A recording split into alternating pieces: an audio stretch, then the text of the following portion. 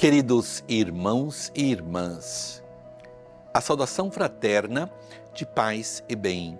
Aqui diretamente da Ilha do Chipre, aqui da nossa ilha, pátria de São Barnabé, onde eu vivo, estou vivendo o meu episcopado como bispo, sempre bispo franciscano, religioso, meu coração sempre de São Francisco, sempre da ordem, porque nós fomos formados na ordem franciscana, mas hoje o Santo Padre nos chamou ao episcopado, Deus chamou através do desejo de Papa Francisco, e hoje estou aqui, bispo aqui na Ilha do Chipre, e aqui esta meditação, esta reflexão das verdades do Evangelho, da Palavra de Deus. E hoje o nosso programa tem próprio como tema a verdade do Evangelho. Vamos então aí crescermos nessa verdade que liberta, crescermos nessa Palavra de Deus que transforma, abrindo o teu coração, abrindo a tua mente, abrindo as portas. Obrigado por abrir as portas da tua casa aí, através da TV Canção Nova, para receber esta mensagem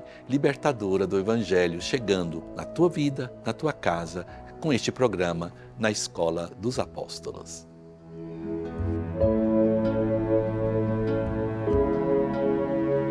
Então, a pergunta é bem questionadora, bem provocativa, né?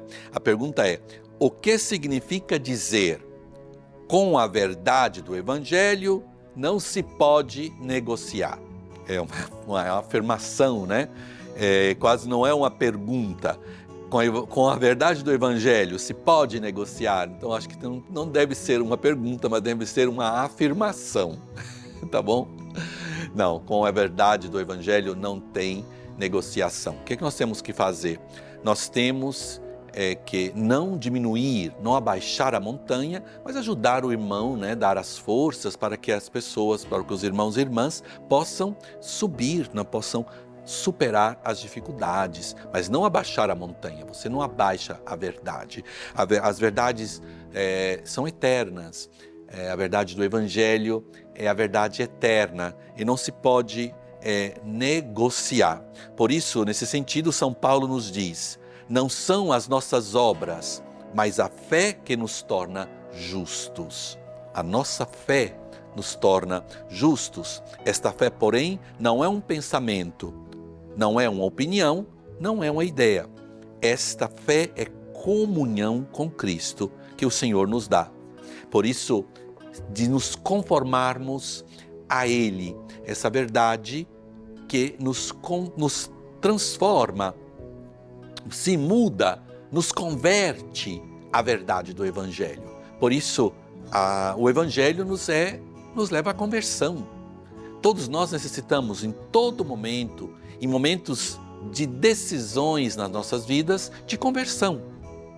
O Evangelho é essa verdade que nos leva a mudar de ideia, que nos leva a mudar de caminho, que nos leva a deixar o pecado, a deixar alguma coisa que não é conforme as suas palavras. Por exemplo, nenhuma palavra má saia mais das vossas bocas, quer dizer, não dizer palavrões, não dizer palavras que não edificam. O Evangelho sempre nos leva à perfeição.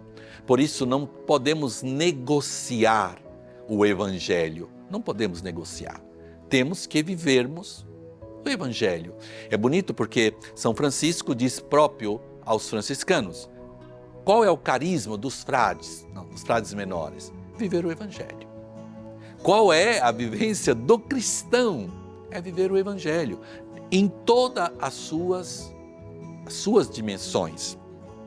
Por isso, lembramos que este Evangelho não é uma opinião, não é um pensamento, não é uma ideologia. Com os pensamentos, com a política, nós podemos negociar, mas com o Evangelho não.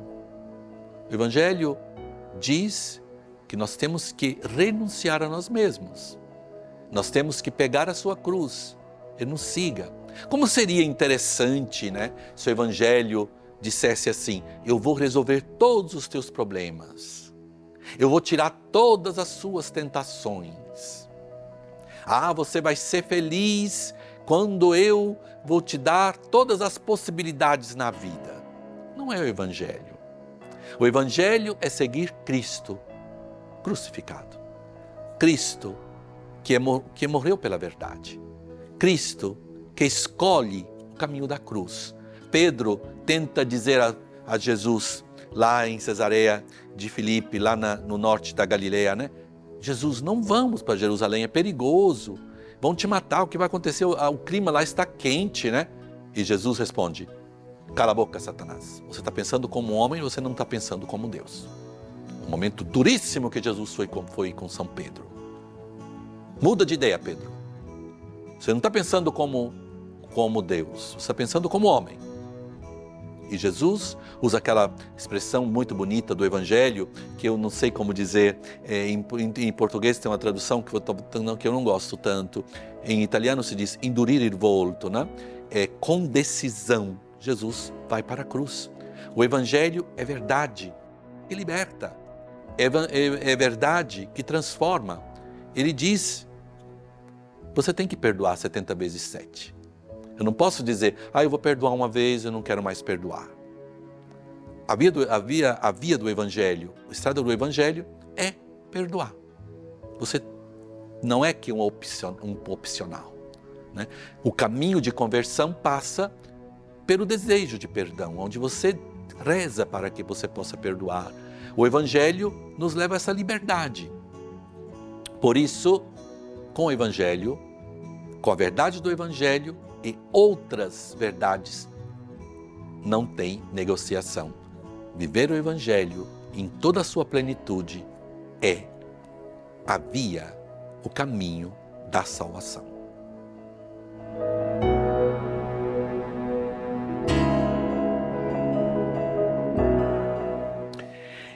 Uma pergunta muito comum que padres, bispos, religiosos, aí os catequistas são sempre respondendo, é interessante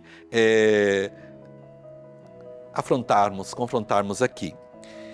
Existem ensinamentos na Bíblia que eu não concordo. Como lidar com isso? Vamos lá. A necessidade, queridos irmãos e irmãs, dos estudos bíblicos. Você concorda, você não concorda, você não entende, porque você não estuda. Você necessita de estudar a palavra de Deus. Você necessita de ter tempo para estudar a palavra de Deus. Aí vamos sempre com aquela coisa, hoje nós vivemos uma vida difícil, quem é que estuda a palavra de Deus? A gente trabalha, hoje nós vivemos uma vida frenética, tem tanta coisa para fazer, a educação dos filhos, e a escola. Aí eu pergunto, quando é assim, eu pergunto, quanto tempo você gasta no Facebook, no Instagram? Quanto tempo você perde com as mídias sociais? Quanto tempo você perde falando mal dos outros, conversando o que não deve? Vamos lá, vamos valutar o tempo para dar tempo ao realmente necessário. E o estudo bíblico, quando você diz eu não concordo, eu pergunto o que você não concorda. Quando a gente vai ver, falta de formação bíblica. Nós temos que aprender a contextualizar a palavra de Deus, temos que aprender a história bíblica, temos que aprender a geografia bíblica. Não se ama aquilo que não se conhece. E depois, o que necessitamos? A mediação da igreja na hermenêutica, no compreender a palavra de Deus. Mas eu tenho a Bíblia. Quem te deu a Bíblia? A igreja. Foi a igreja que fez o seu discernimento dos livros inspirados e não inspirados. Foi a igreja, foram os concílios, que hoje deu esta Bíblia que você tem na mão. Esta Bíblia, foi a Igreja Católica que nos deu a Bíblia. Então, o discernimento vem da igreja. De Santo Agostinho, eu acredito nas Escrituras porque a igreja me disse que eu deveria acreditar nas Escrituras. Não, na palavra de Deus. Queridos, é a igreja que fez o discernimento dos livros. Os livros que nós temos hoje inspirados. Foi a igreja movida pelo Espírito Santo, né? Então, nesse discernimento da igreja, nós vamos entender o que a igreja nos diz. A mediação da igreja. Então eu não gosto. Então você não é católico. Ser católico é se entregar à mediação da igreja. é ser católico. Eu não sou contra as pessoas que não vivem esta dimensão. Eu tenho muitos amigos evangélicos, protestantes, de outras religiões, que somos grandes amigos, né? Eu acredito que na misericórdia de Deus, né? Todos estamos aí no caminho de santidade, mas ser católico é a mediação da igreja. Ser católico é se entregar ao que a igreja nos diz. E o estudo bíblico, a guia, podemos dizer, sermos guiados pelos ensinamentos da igreja, no ler a palavra de Deus, você irá entender sempre mais. E hoje temos grandes mestres das Escrituras, temos hoje tantos bons padres que estão estudando a Bíblia. Vocês bispos aí que me ouvem, manda os padres estudarem a Bíblia em Jerusalém, um dos postos melhores para estudar as Sagradas Escrituras. Manda um sacerdote, né, para estudar em Jerusalém, para fazerem os estudos bíblicos. No nosso estudo bíblico franciscano de Jerusalém, também o estudo bíblico dos jesuítas em Roma e outras partes do mundo. Temos uma boa escola teológica e bíblica em outras partes do mundo também. Eu digo Jerusalém porque eu venho dessa formação. Mandar os padres. E temos nas dioceses as catequeses bíblicas. Eu gosto muito da diocese. A diocese gostaria de chamar a atenção, muitos bispos o fazem, mas eu vou chamar um bispo, um que realmente faz com muita dedicação, lá na diocese de Lusiânia, em Goiás, é o Dom Valdemar. Ele como bispo, nas quartas-feiras, ele tem a catequese bíblica aberta, né? Então as catequeses bíblicas, é cheia a catedral, as pessoas vão lá ouvir o bispo, que é biblista, né? A explicar as escrituras. Então muitos têm lindas iniciativas de catequeses bíblicas, de crescermos com a palavra de Deus. Eu lembro sempre o nosso grande São Jerônimo, que dizia: ignorar as escrituras é ignorar Cristo. Nós não podemos ignorar as escrituras. O Cristo bíblico, você não pode dizer eu não concordo com o Cristo bíblico. Então, não dá, estamos fora da estrada. Então, você não pode dizer eu não concordo com o Cristo bíblico. Você tem que dizer eu quero conhecer o Cristo bíblico. A palavra de Deus, Antigo e Novo Testamento, não separar. Nós não entregamos para as pessoas uma parte da palavra de Deus, não. Toda a Bíblia e no estudo bíblico, no crescer na fé. E esta palavra de Deus, com a igreja que nos guia, é o caminho de santidade e de salvação. A pergunta: como compreender que o Evangelho continua sendo novo e atual? Então, eu estou fazendo assim mais como afirmação, como perguntas, porque não é uma pergunta, não pode ser uma pergunta, queridos irmãos e irmãs. Como compreender que o Evangelho continua sendo novo e atual? Deve ser uma afirmação. O Evangelho é novo e atual, porque é a palavra de Deus eterna e viva, é a fonte de água viva, é a fonte de água viva. O Evangelho, Jesus, realmente é muito bonito nesse diálogo de Jesus com a samaritana no poço de Jacó, não? Eu vou te dar uma água que você nunca vai mais ter sede. Então ela diz, né, a samaritana: eu quero beber desta água para não ficar sempre voltando aqui, tendo que passar vergonha de vir fora do horário a beber água. Dá-me, não? Eu quero beber desta água que é de fonte de água viva, que é água viva. Sim, o Evangelho é água viva. Então vamos pegar essa imagem que eu gosto muito, novo e atual, podemos dizer, usar a linguagem bíblica, fonte de água viva, porque tem água morta, né? Se o Evangelho não é atual e não é novidade, ele é água morta. É aquela água morta que fica ali 2000 anos, né? E começa a ser podre, não é? Não, o Evangelho não é coisa antiga. Não tem cheiro de mufa, né? Essas coisas são antigas, quando a gente lê o Evangelho. Não, o Evangelho é sempre atual, porque são as verdades eternas, de salvação, de luta contra o pecado, do conhecimento de Cristo, do modo que Deus ama e salva o mundo pela encarnação do seu Filho, pela mediação humana, o seio da Virgem Maria, o sim de São José, os apóstolos, vivendo a fadiga de cada dia no conhecer Jesus. E nós caminhamos com Jesus, o encontro de Jesus com a viúva, na cidade de Naim. Jesus até muda a estrada, a estrada romana passava por um lado e Jesus muda a estrada para encontrar a viúva de Naim, porque certamente Nossa Senhora era já viúva em Nazaré. É novidade, sim, o amor, a atenção pelas viúvas, pelas mulheres, o respeito pelas mulheres, o valor da indissolubilidade do matrimônio. É tudo, são novidades, sim, que é salvação. É interessante quando queriam colocar Papa Bento em dificuldade sobre isso, né? E quando o Papa Bento dizia que nós temos que estarmos na graça de Deus, renunciarmos ao pecado, vinha muito criticado até hoje o Papa Francisco quando fala neste tema, né? Mas o pecado é escravidão. O Evangelho diz que nós temos que fugir das ocasiões de pecado, nós temos que buscarmos o amor e o bem, a santidade.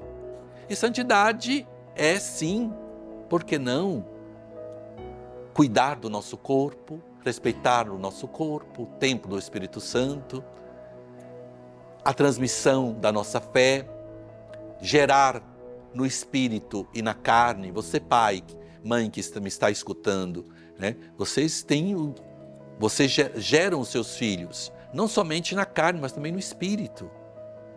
Se vocês abandonam os vossos filhos, o que irá acontecer? É o mal. Então tudo isso não é coisa antiga, é coisa atual, é novidade. Sim, o Evangelho, sim, é novo e atual, e nos salva.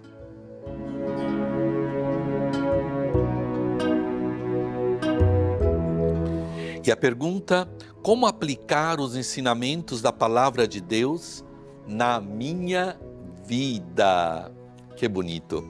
Quando eu era noviço na vida religiosa, tinha um momento muito interessante na minha formação, da formação dos noviços, né?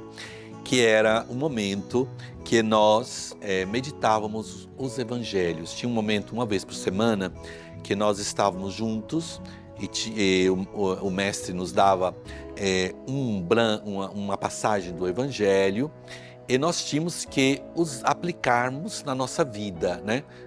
Aplicarmos nas pequenas e grandes coisas da cotidianidade, também dos nossos projetos. Estávamos ali fazendo realmente aquele momento de meditação que nós chamamos de Lectio Divina, quer dizer, da leitura da palavra de Deus iluminada, trazendo para a própria vida.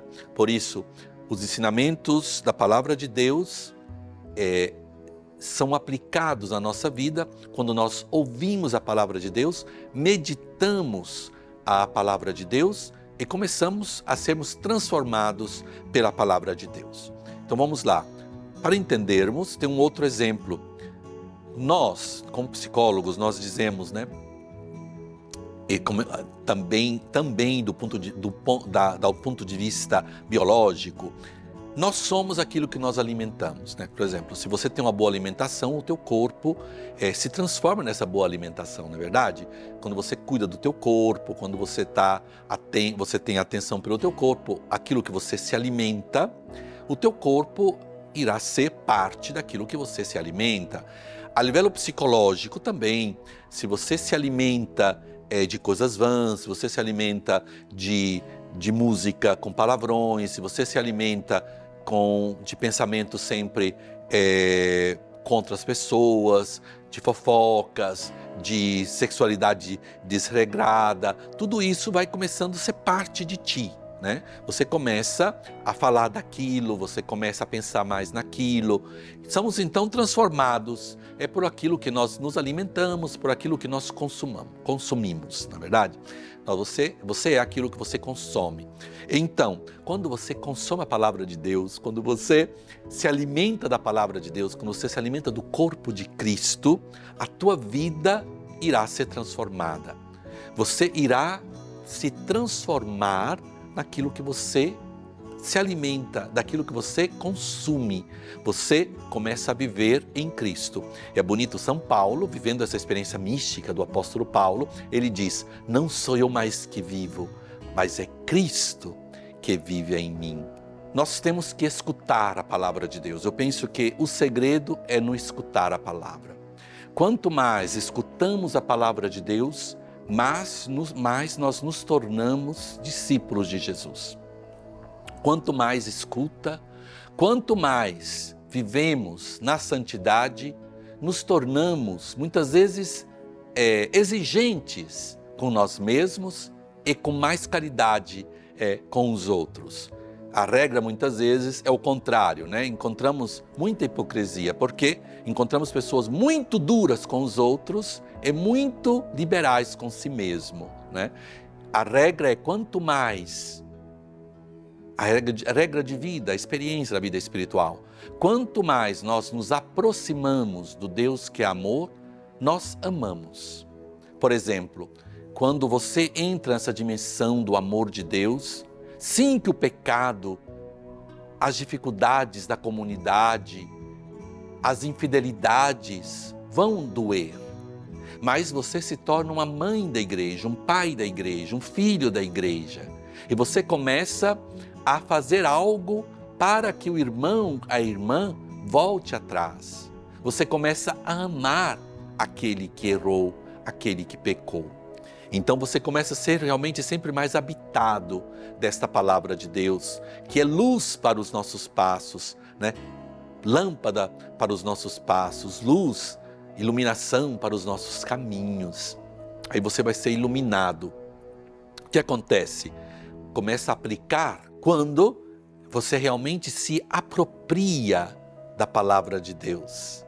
Você faz sim que a palavra de Deus são parte de ti. Vou dar um exemplo muito mais fácil ainda. Uma coisa é quando você diz Deus é Deus, mas uma outra coisa quando você diz Deus é o meu Deus. Jesus é o meu Deus. Você não somente adquiriu um conhecimento, você se apropriou da palavra de Deus. Quando você se apropria da palavra de Deus, a tua vida inicia a ter escolhas que são segundo o coração de Deus, que são segundo o Evangelho.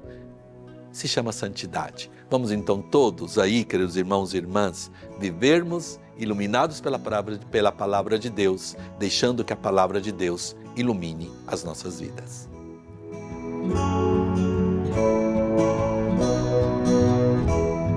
Rezando com a palavra de Deus, a carta de São Paulo aos Gálatas, capítulo 2, versículo 5.